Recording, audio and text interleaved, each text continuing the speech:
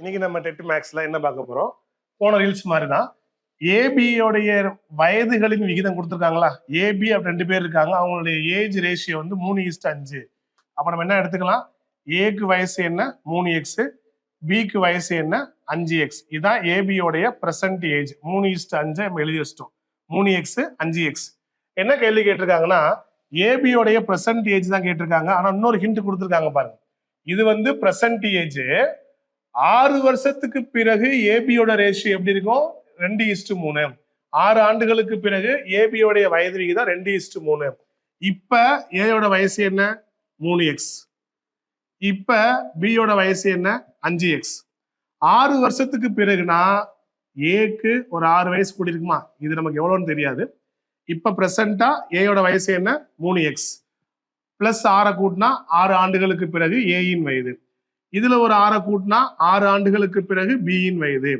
அப்ப 6 ஆண்டுகளுக்கு பிறகு ஏபியோடைய வயது விகிதம் எப்படி இருக்கு? 2:3. அப்ப நான் என்ன பண்ணிக்கிறேன், இந்த 2:3 அப்படின்ற ரேஷியோவை விகிதத்தை நம்ம பின்னமா எழுதிக்கலாம் இல்லையா?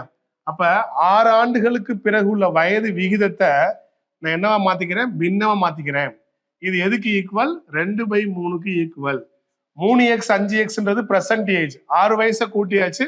6 ஆண்டுகளுக்கு பிறகு ஏபியின் வயது விகிதம் 2:3. கிராஸ் மல்டிப்ளை பண்ணுங்க. எக்ஸை கண்டுபிடிங்க. இதை 3ஆல பெருக்கும் போது 9x 3 18. இது 2ஆல பெருக்கும் போது 2 × 5 10x 2 × 6 12. எக்ஸ் எல்லாம் ஒரு பக்கம், நம்பர்லாம் ஒரு பக்கம் மாத்துங்க. இந்த பக்கம் பெரிய நம்பர் 10x இருக்கு. 9 ரைட்ல மாத்திருங்க.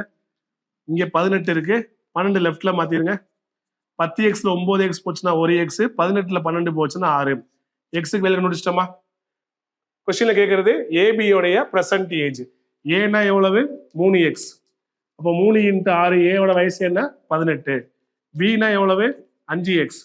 அப்ப 5 × 6 பியோட வயசு என்ன? 30. அப்ப ஏயோடைய பிரசன்ட் ஏஜ் 18, பியோடைய பிரசன்ட் ஏஜ் 30. Okay, thank you.